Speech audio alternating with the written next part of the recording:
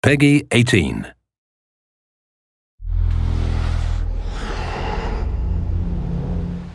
Hi, my name is Ashraf Ismail, Game Director of Assassin's Creed 4 Black Flag, and I'm very proud to be showing off the Caribbean open world.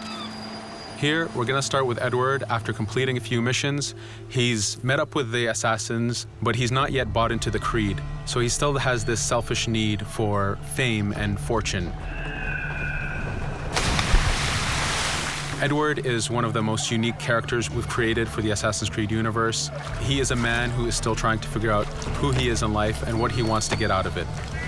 At this point in the story, he still wants that fame, so one way to get it is to complete these assassination contracts. This is a way to make money and to gain a bit of notoriety. So here we go. We have 2 targets to take out, 2 Templar brothers. So we're going to accept the contract, and the world map is going to show us where this contract takes place. So we see here that the contract is actually very close to us. It starts in the village we're in, but as we zoom out, we want to show you the world that we have. Many locations, over 50 locations, centered by Cuba, the Bahamas, and Florida up north. This is a massive world. There's a lot to find and do in this Caribbean Sea.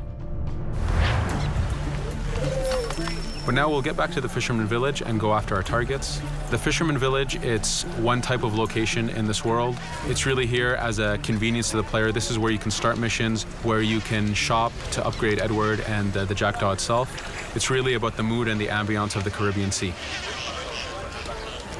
In the distance, we have a tavern that we're approaching. Taverns are places where you can hire crew, play mini games, drink if you wish. But for now, we're going to focus on the targets and take them out.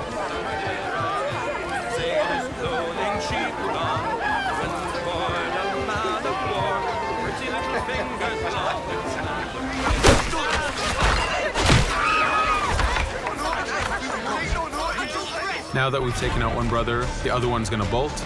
Just like classic ACs, we can chase him down and take him out that way, but there's many ways to complete this contract. We can use the new free aim system to shoot him this way, to eliminate him that way.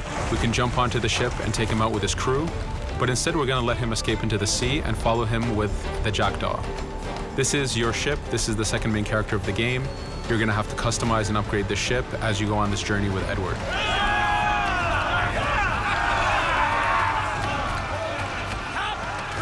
We've seamlessly gone from a ground chase right into a naval chase. We could destroy the ship and complete the contract that way, but instead, using the spyglass, we can see that he's carrying a lot of rum. Rum is important in the economy system. It's one way of making a lot of money if you sell it properly. So instead of destroying the ship, we're going to plunder that ship. Fire! Here you can see the upgrades that we've made into the naval combat. Using the front cannons, you can shoot chain shots to slow down the ship.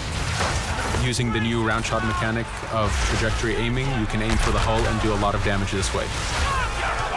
This specific enemy is what we call a frigate.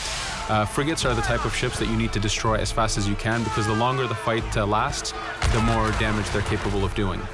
We have other enemy types like the Charger or the Man of War. The Man of War is a massive ship capable of carrying over 100 cannons. These are ships that you really need to upgrade to be able to face. But now that this frigate has been demasted, we can start the boarding. Boarding, it's very important. You are a pirate. This is how you gain cargo. This is how you take on ships.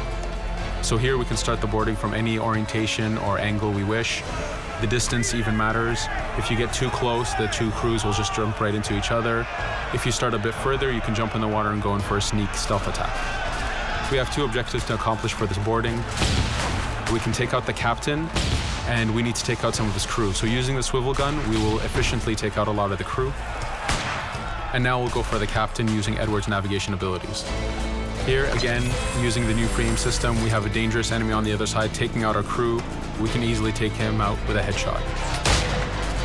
So what we see here is that 2 ships have come together to create this 3D environment where, using your assassin abilities to navigate, to be stealthy, you can take the advantage and get the kill by surprise.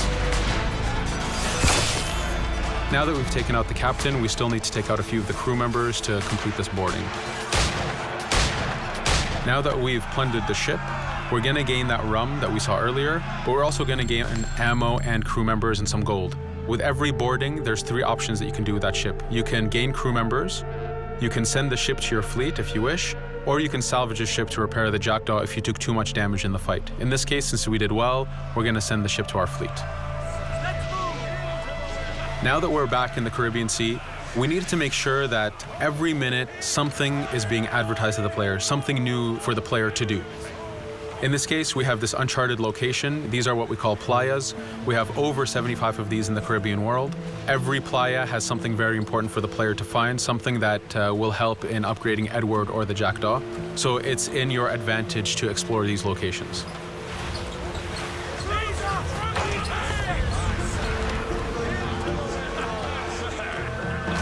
Again, for us, seamlessness is very important.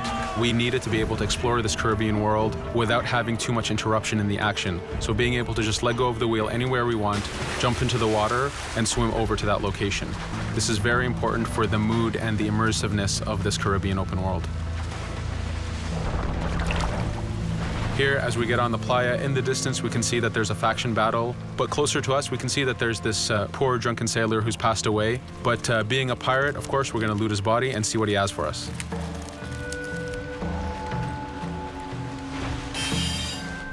So we found a treasure map. This treasure map is asking us to go to an island called Misteriosa.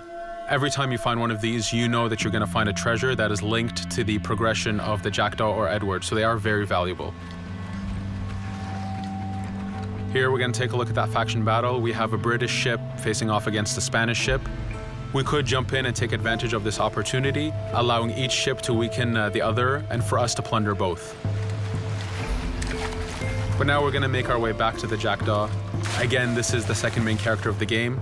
There's a lot of customization and a lot of upgrading to do on the Jackdaw. You can upgrade all the weapons to fit the playstyle you wish. Now, as we get onto the Jackdaw, we can see that the crew is cheering for us.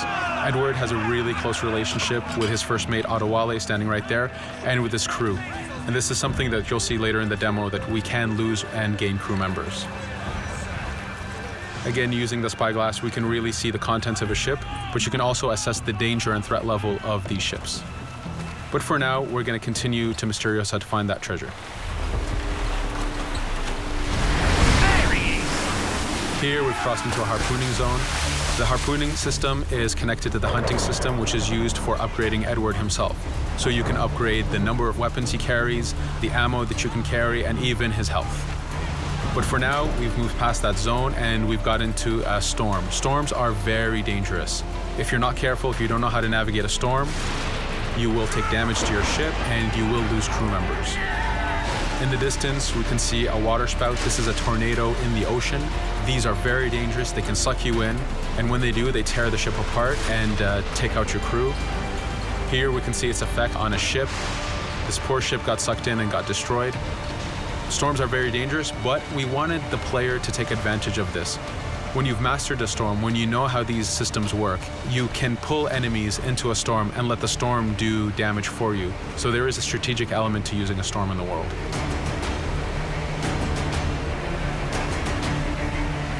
Here we can see that the storm is dying down a bit, but there's still this torrential downpour. It was very important for us to get the real mood of and atmosphere of the Caribbean in the weather cycles and in the daytime cycles.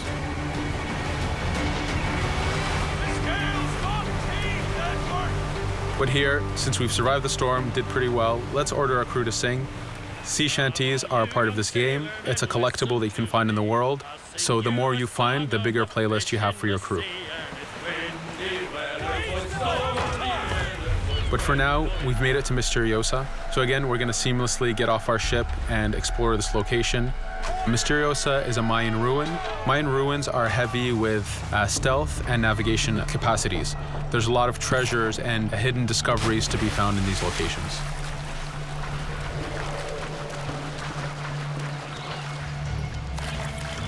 If we recall the treasure map, the treasure is hidden behind a temple. So just by quickly looking around, we can see that temple looks about right. So that's our objective. We'll head there. As we go this way, we can see there's a lot of guards on the beach. We could go in and fight them if we wish to, but to show off that this is a mini open world, we're going to try to find a different route to get to our objective. Here, we've seen a guard. We don't want to alert him. We don't want to alert the guards on the beach, so we're going to use our stealth ability to take him out silently.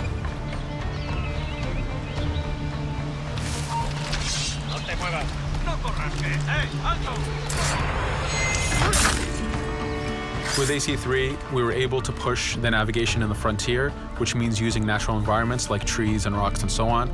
Mayan ruins are the perfect place where we mix man-made structures and these natural environments.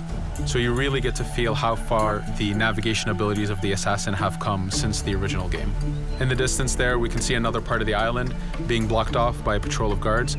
We're going to avoid it for now and go for that treasure.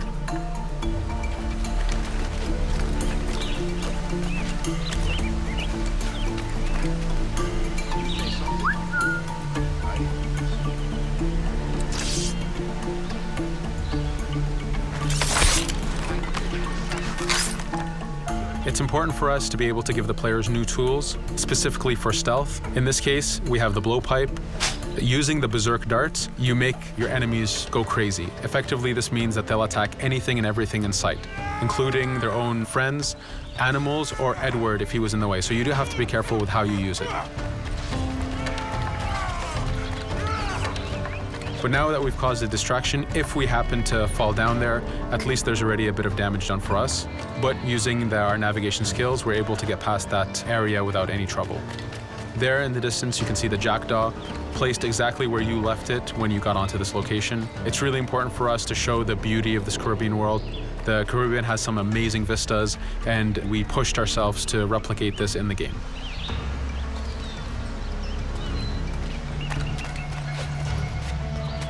As we continue forward, we can see in the distance there's a couple prisoners that are taken hostage. This is a scenario that you need to use stealth. If you're detected by those guards, they will kill the hostages. So in this case, it's to your advantage to use the environment to figure out how you can take out those guards without being detected. In this case, it's 2 guards, so it's not too hard. There are other scenarios where you have more guards and you have to figure out how you can take all of them out at the same time. Now that we've freed these prisoners, they are more than happy to join our crew. This is just one way of gaining crew members. As mentioned earlier, there's the taverns. There's actually many different setups of gaining crew.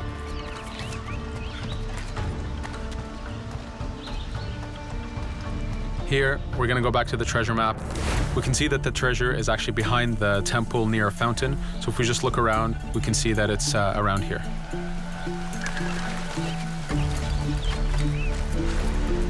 Now that we've found the treasure, what we've actually found is a blueprint.